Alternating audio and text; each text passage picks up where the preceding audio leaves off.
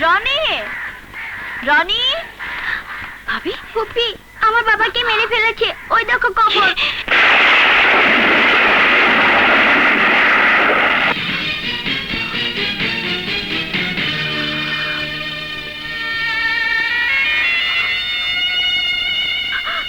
ভাবি, ভাবি, হয় না, হতে পারে না। ভাবি, আমার ভাইয়াকে কে মেরেছে? বড় কে মেরেছে? একজন ট্রাক ড্রাইভার। কি? Truck driver? আমি তাকে খুন করে ফেলবো। কে সেই ট্রাক ড্রাইভার? এই সেই ট্রাক ড্রাইভার।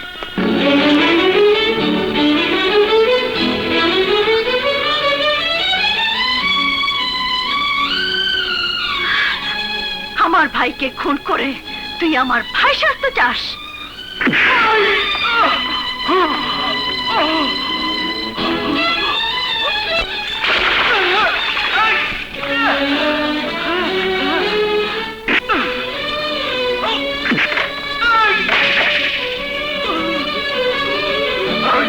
আপনারা কি করছেন? সে 5 বছরের সাজা ভোগ করতে কেন এসেছে?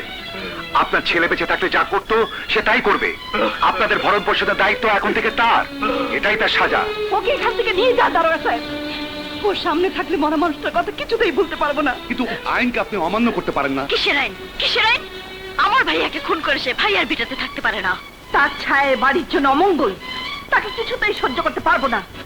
যারা সাজা দিয়ে তাকে এখানে পাঠিয়েছে তাদেরকে বলে দিন আমরা না খেয়ে মরে যেতে প্রস্তুত, তবু শত্রুর দয়া নেব না। আপনারা সবাই ঘরে যান। সে এখানেই থাকবে। আপনারা তার সাহায্য নেন বা না নেন, সে এখান থেকে কোথাও যেতে পারবে না। আমাকে আইনের পথ ধরেই চলতে হবে। আমি আমার নিজের জীবন কি হতো আপনার স্বামীকে ফিরে আনতে পারবো না। আমাকে ক্ষমা করে দিন, আপনার আমাকে ক্ষমা করে দিন। এত সহজে কেউ স্বামী সন্তান হারানোর দুঃখ ভোলে না। রাজা, ওরা যাই বলুক, তুমি এই গ্রামে থাকবে। যে কোনো মূল্যে এই বিধ্বস্ত পরিবারটাকে আপন করে দিতে হবে। দেখলেই তো, এক অথর্ব বাবা ছাড়া এই পরিবারকে দেখাশোনা করার আর কেউ নেই। 441, ইয়েস স্যার। ওকে সীমানা দেখিয়ে দাও। জি স্যার। উত্তরে সিঙ্গাইর নদী, দক্ষিণে চাঁদ মসজিদ, পূর্বে বড় রাস্তা, পশ্চিমে সোনাই দিঘি। এর বাইরে কোথাও তুমি যেতে পারবে না। কিছু আছে? ঘুষ। সকালবেলা ঘুষ দিয়ে আমি নাস্তা খাই, দুপুরবেলা ঘুষ দিয়ে ভাত খাই, রাতের বেলা ঘুষ মাথায় নিয়ে ঘুমাই। আমি ট্রাক ড্রাইভার, পুলিশকে ঘুষ দেবার অভ্যাস আছে। তুমি খুনি হলেও ভদ্রলোক।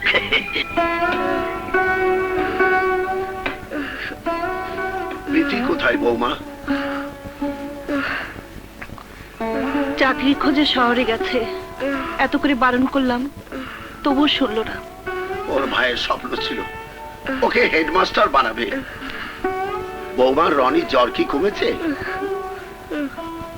সারা রাত মাথায় পানি দিলাম, জ্বর একটু কমলো না। ঔষধ না দিলে কি জ্বর কমবে? তাছাড়া কি না কি জ্বর, ডাক্তারকে তো দেখাতে হবে। জানি বৌমা, ঘরে কানাকড়িও নেই, ডাক্তার আসবে কেন? কিন্তু জ্বর তার অভাবের কথা শুনবে না। তুমি একটা কাজ করো বৌমা, তুমি একবার খান সাহেবের কাছে যাও। খান সাহেব? হ্যাঁ মা, লোকটা খুব ভালো। আমি যেতে পারলে আমি নিজেই যেতাম, কিন্তু কিন্তু আমার তো আমার পাটা।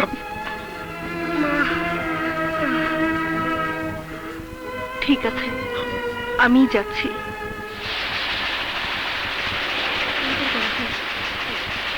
শুনি, বড় সাহেব কোথায়? ওইদিকে। ঝুম বরাবর ঝুম সারা।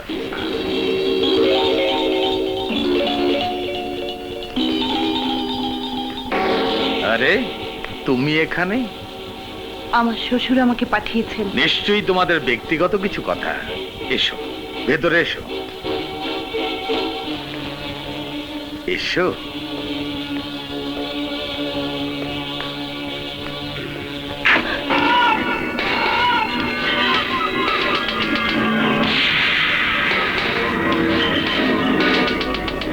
তোর স্বামী একদিন আমাকে একটা চড় মেরেছিল, সে ব্যথা আমি ভুলতে পারিনি।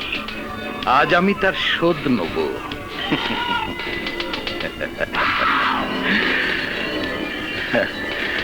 খবরদার হ্যাঁ? সামনে আসবি না।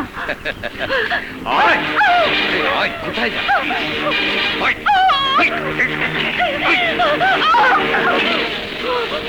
এই! শালি, তোর স্বামীর সেই অহংকার আজ আমি ভাঙব।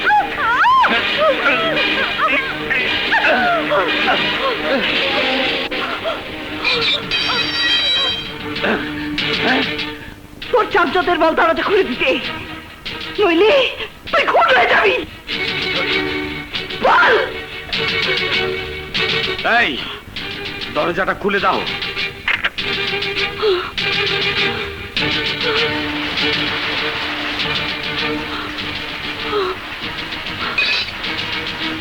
ওকে আমার জয়!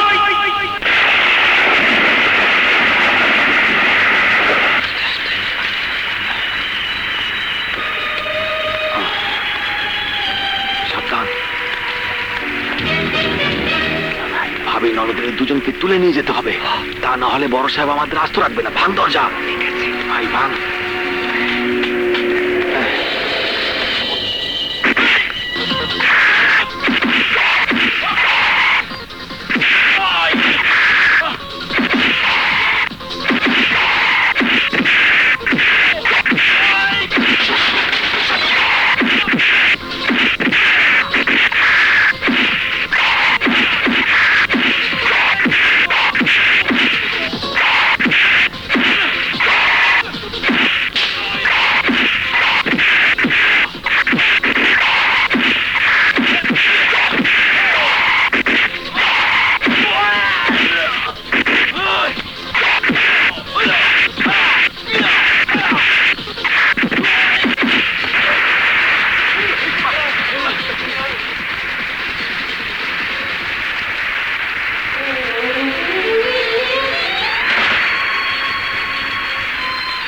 এই অঞ্চলটা কার?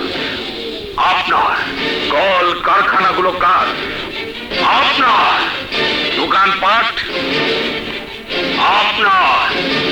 মানুষগুলো আপনাকে সবাই ভয় পায়। তাই যদি হয় রাজা যেন কোথাও কোনো কাজ না পায়, আর কাজ না পেলেই সে আবার জেলে চলে যেতে বাধ্য হবে। ওকে শেষ করে দিই। না, কেঁচো খুঁড়তে সাপ বেরিয়ে পড়লে আমি ফেসে যাব। শোনো, সারা অঞ্চলে ত্রাসের সৃষ্টি করো। সুজাত আলী পরিবারের লোকেরা কোথাও যেন ধার দেনা করার সুযোগ না পায়।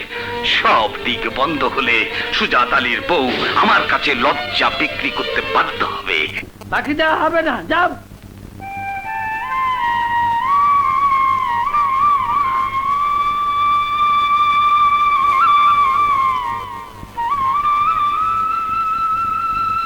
মা, বড্ড খিদে পেয়েছে, কিছু এনেছো?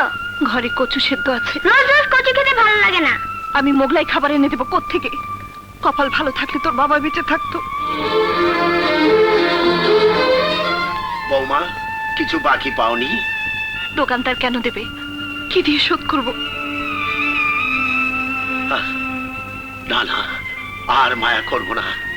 আমি এ বাড়ি বিক্রি করে দেব, সব বিক্রি করে দেব, গাছতলায় খেয়ে দাঁড়াবো। দাদু, তবু এই কচি বাচ্চাটাকে আমি না খেয়ে মরতে দেব না।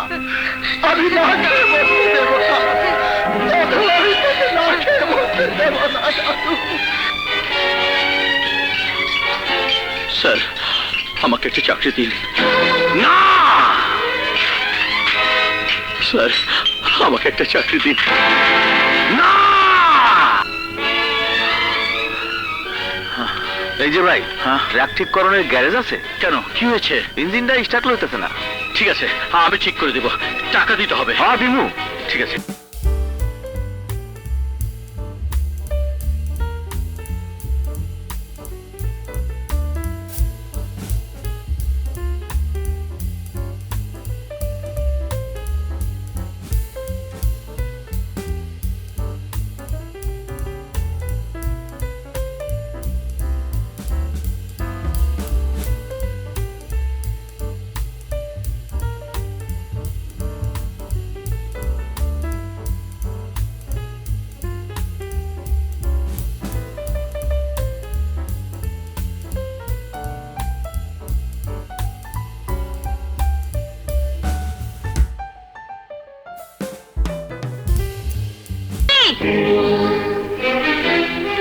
এই লোকটা তোর বাবাকে খুন করেছে।